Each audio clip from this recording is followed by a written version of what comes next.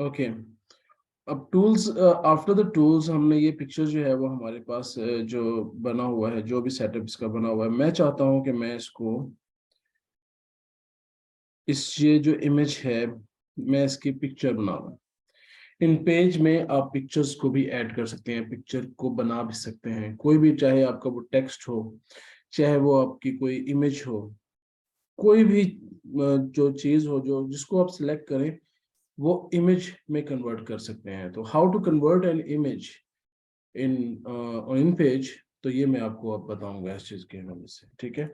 तो उससे उससे पहले जो है ना, वो मैं आपको मेन्यूज के हवाले से थोड़ा सा डिस्कस करता हूँ कि मेन्यूज में हम हमारे पास एक फाइल मेन्यू है, उसका एक टैब है फाइल मेन्यू का, उसके अंदर न्यू, ओपन, क्लोज, न्यू जैसे कंट्रोल एन हमने प्रेस किया तो हमारे पास एक नया पेज आया जिसमें हमने डिफरेंट कैटेगरीज लगाकर जो है ना, ये हमने जो भी हम पेपर का साइज अपनी मर्जी का देना चाहते हैं वो दे दिया इंचेस में, मार्जिन अपनी मर्जी का देना चाहा, यहाँ से जो भी हम देना चाहते हैं, अगर कॉलम्स ऐड करने हैं तो ठीक है, नहीं पोर्ट्रेट या लैंडस्केप में ओरिएंटेशन दे देंगे, उसको ओके करेंगे तो वो पेज बन जाएगा।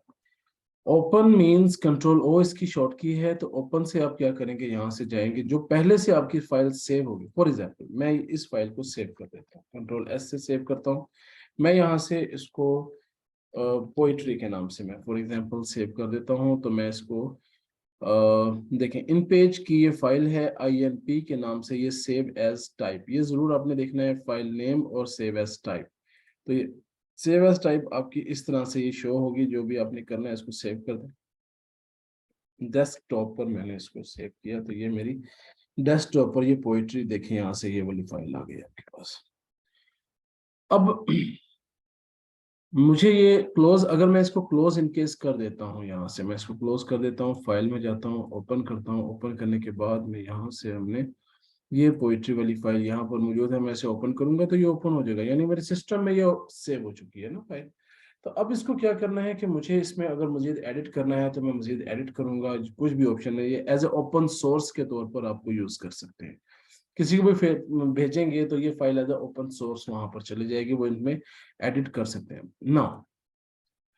नेक्स्ट आप देखिए, यहाँ से सेव की ऑप्शन है, सेव एज की ऑप्शन है। सेव में क्या होता है कि जी वो जो भी आप एडिट कर रहे हैं, मैंने जैसे इसको यहाँ से यहाँ मूव करवा दिया, अब मैं इसे क्लोज करूंगा तो वो अब मेरे से ऑप्शन मांगेगा कि आपने इसको सेव नहीं किया हुआ, तो आप सेव करना चाहते हैं, पोएट्री इज नॉट सेव्ड, मतलब यहाँ सिर्फ इसको मूव किया है तो उसने आखिर कुछ ना कुछ चेंजिंग तो होगी या ना पेज पर, तो उसको भी आप सेव करोगे।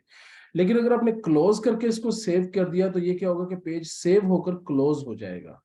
मैं कहता हूं कि नो सेव, अगर मैंने इसको नो सेव किया यहाँ पर तो वो क्लोज तो होगा, मगर जो मेरी पोजीशन पहली थी वो उस पोजीशन पर सेव होगा, जो मैंने चेंजिंग की थी वो पोजीशन चेंज नहीं होगी। कैंसिल का मतलब है कि स्टे ऑन दिस पेज, इसी पेज पे रहो। मैं कंट्रोल एस से सेव कर सकता हूँ इसको, देखें उसी किस में सेव हुआ, ये पोइट्री वाले पेज में जो मैं बना रहा हूँ ये उसमें सेव हो गया। सेव एज की ऑप्शन हमारे पास मौजूद है। सेव एज में क्या काम करता है कि वो इसी पेज को एक और नाम से सेव की ऑप्शन में चला जाता है और सेव मांगता है। कंट्रोल एस अगर करेंगे तो वो सिंपल उसी पेज में सेव करेगा, लेकिन अगर आप चाहते हैं कि जो मुझे इस पेज की एक और फाइल बनानी है, यानी कि दो फाइलें बन जाएंगी एक ही पेज की, इसमें मैं कुछ चेंजिंग करना चाहता हूं, तो वो आप उसमें चेंजिंग देखना चाहते हैं तो यहाँ से आपने इस फाइल को पोइट्री 1 के नाम से मैंने इसको सेव किया, तो अब देखें आप ये पोइट्री 1 के नाम से फाइल आ गई है, और यहाँ देखेंगे तो आपके पास दो फाइलें, एक पोइट्री के नाम से और एक पोइट्री 1 के नाम से। तो इस टाइम पर जो फाइल ओपन है वो आपके पास है पोइट्री 1 के, जो आप सेव एज करेंगे वो फाइल यहाँ पर आ जाएगी।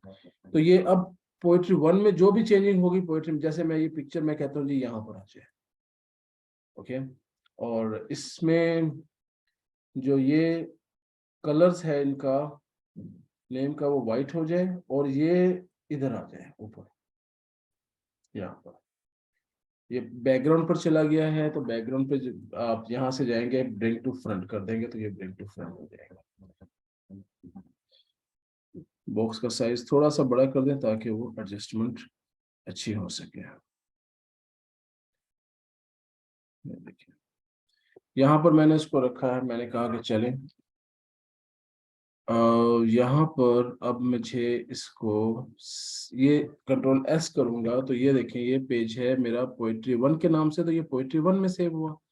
अब मैं फाइल में ओपन करूंगा, जब मैं ओपन करता हूं तो यहाँ से आप देखिएगा कि मैं जब पोइट्री पर क्लिक करता हूं तो ये देखिए ये पहले वाला ही पेज होगा, यानी कि जिसमें चेंजिंग नहीं हुई होगी ये वो शो करेगा।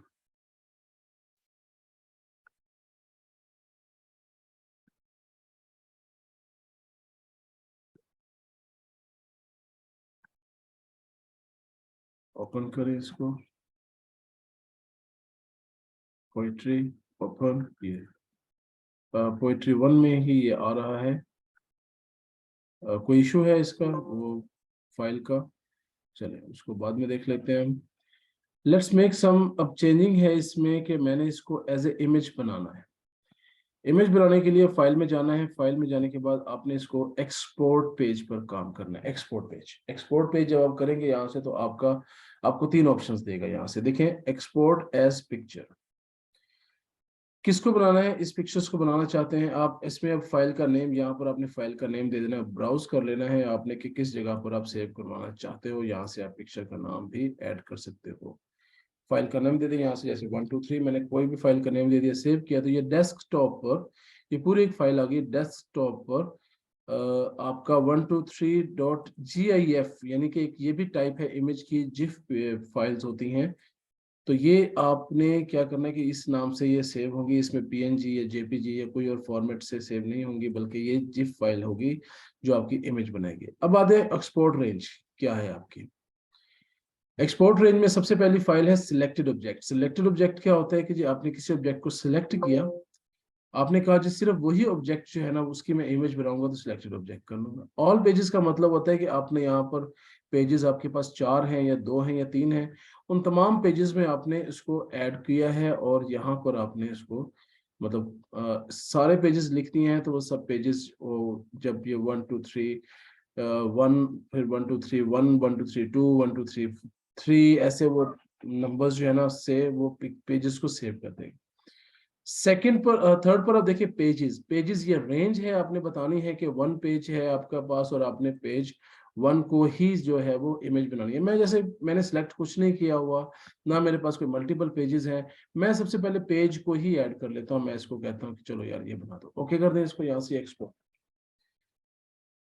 ये देखिए यहाँ से ये इमेज बन चुकी है। यहाँ से इसको जब आपने देखा यहाँ से इसको फोटोज में आपने ओपन किया तो ये एक इमेज के तौर पर आपके पास शो हो गया।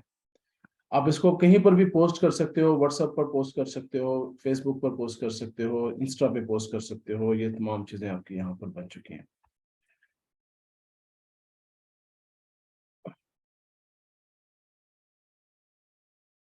इसके बाद एक और चीज मैं आपको बताता हूँ इसमें कि ये देखें, ये एक अलग शेप है और ये एक अलग शेप है। मैं इन दोनों को इकट्ठा करना चाहता हूँ, ये अलग है, ये 3 पिक्चर्स अलग है, मैं इन तीनों को इकट्ठा करना चाहता हूँ। मैं कहता हूँ कि जब मैं इसको मूव करूँ तो मेरे साथ ये भी मूव हो, ये भी मूव होने चाहिए। तो मैं क्या करता हूँ, इनको ग्रुप कर लेता हूँ। ग्रुप करने के लिए मेरे पास यूटिलिटीज में ऑप्शन है, मेरे पास ग्रुप और अनग्रुप की। 2 या 2 से ज्यादा शेप्स को किस तरह से आपने ग्रुप करना है, आपने क्या किया कि आपने इसको भी सिलेक्ट कर लिया, शिफ्ट को प्रेस कर लेना है अब आपने, ठीक है।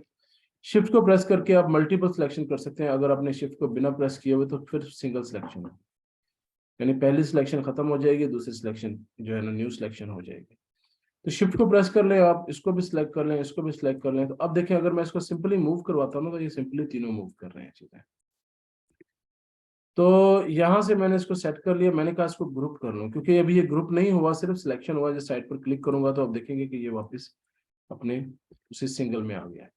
तो इसको सिलेक्ट करें, इसको सिलेक्ट करें, इसको सिलेक्ट करें, शिफ्ट को प्रेस करके रखना है, आपने होल्ड करके रखना है, देन आपने सिलेक्ट कर लेना है। यूटिलिटीज में चले गए, यूटिलिटीज में आपने यहाँ पर ये शॉर्ट की है कंट्रोल आल्ट जी ग्रुप करने के लिए, और अगर आप बाद में इनको अनग्रुप करना चाहते हैं तो उसके लिए कंट्रोल आल्ट यू की ऑप्शन है, यानी कंट्रोल के साथ आल्ट की को प्रेस करके जी और यू आपने टाइप करना है ग्रुप और अनग्रुप के लिए। मैं ग्रुप कर लेता हूँ। अब देखिए मैंने साइड पर क्लिक किया, मैंने इसको कहीं पर भी मूव करना चाहा तो ये मूव हो रहा है। मुझे जस्ट ये टेक्स्ट चाहिए, मैं कहता हूँ मुझे जस्ट ये वाला टेक्स्ट चाहिए।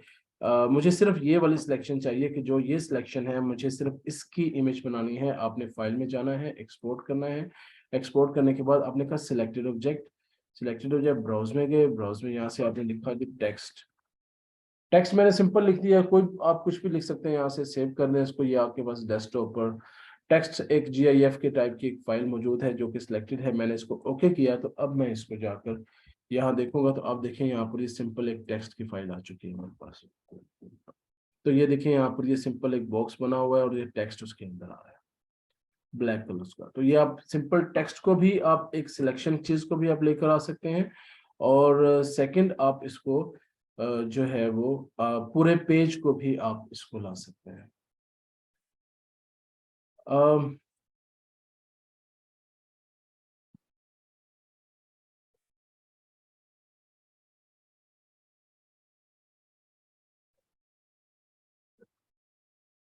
इसके बाद प्रिंट की ऑप्शन मौजूद है आपके पास। अगर आप प्रिंट करना चाहते हैं इस पेज को तो प्रिंट कर दें, यहाँ से प्रिंट की कमांड में जाना है अपने, प्रिंट की कमांड से आप प्रिंटर को सिलेक्ट करें, जो प्रिंटर आपके पास अवेलेबल होंगे। प्रॉपर्टीज में जाना है, यहाँ से आपने इसको लेआउट्स वगैरह, पोर्ट्रेट है, लैंडस्केप है, कुछ भी जो है ना वो यहाँ से आपने सेलेक्ट कर लेना है। कितनी कॉपीज आप निकालना चाहते हो प्रिंटर से, ये प्रिंट कर लें, ओके कर लें तो वो प्रिंट होना स्टार्ट हो जाएगी।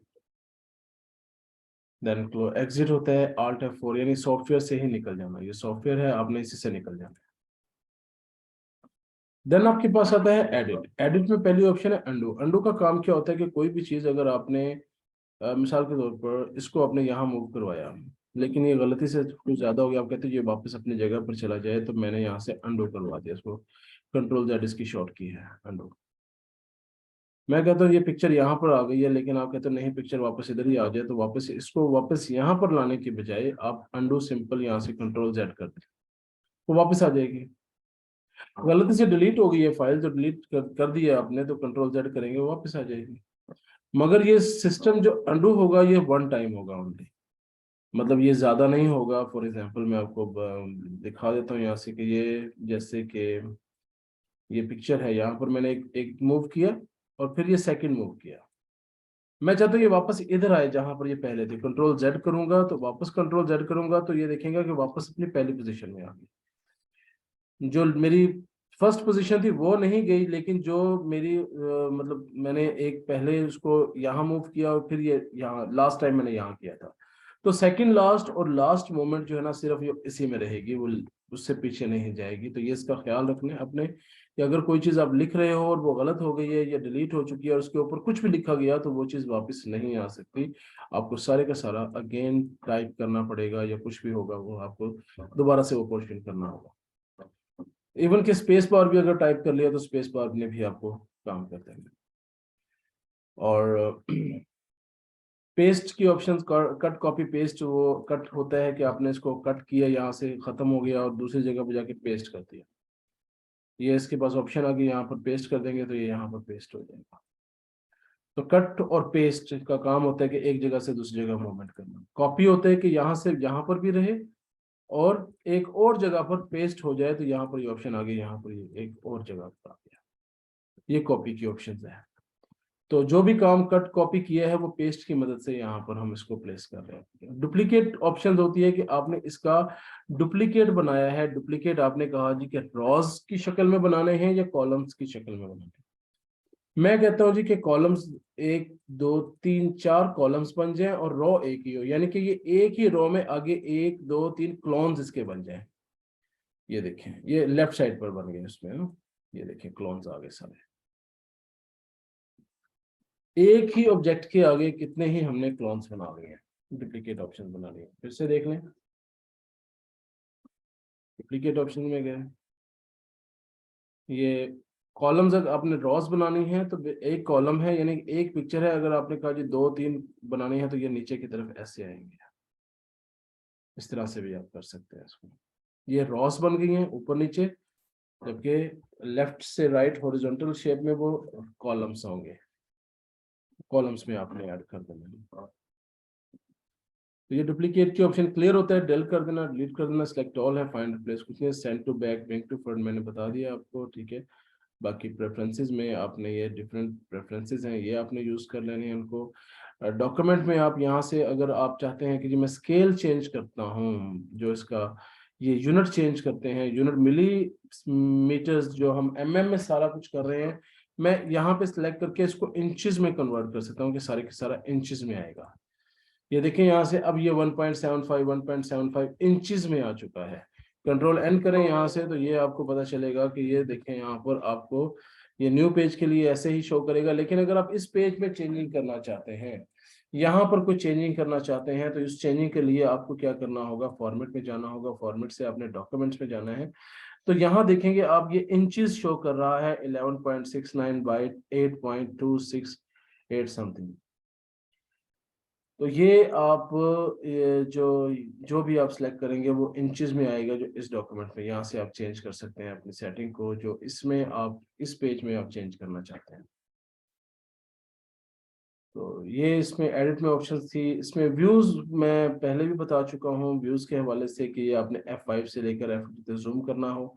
लेकिन उसके अलावा हमारे पास कुछ और भी चीजें मौजूद हैं जिसमें हमने रिबन्स की ऑप्शन है ये वाली कि हाइड रिबन। अगर आपका ये हिडन, ये देखें ये गायब हो गया ऊपर से ना, तो व्यू में जाना है, आपने शो करवा देना रिबन यहाँ से। अगर आपके ये टूल्स गायब हो जाएं, फॉर एग्जांपल मैं इनको यहाँ से हाइड टूल्स कर देता हूँ तो ये टूल्स हाइड हो गए। व्यू में जाना है तो ये आपने शो टूल्स कर लेने हैं। रूलर यानी ये पैमाना जो यहाँ पर आपको स्केल नजर आ रहा है, ये भी अगर हाइड हो जाए तो आप कहते हैं इसको शो करवाना हो तो यहाँ से आपने इसको शो करवाना है। इसके अलावा हेडलाइंस वगैरह भी आपको यूज होती हैं। फॉर्मेट में मैंने आपको करेक्टर और पैराग्राफ के हवाले से प्रीवियस लेक्चर्स में, प्रीवियस वीडियोस में भी मैंने आपको बता दिया हुआ है, वो आप वॉच कर लीजिएगा, ठीक है। और आज what we learn today's lectures। आज के सर ये पिक्चर को मूवमेंट जो है इसमें जो अभी आपने चीज बताया सर, ये अभी हम पेज पे करेंगे या पीछे जो पैराग्राफ टाइप ये पीछे जो दिया हुआ है इसके ऊपर हम करेंगे, ये हम कहाँ यूज करेंगे?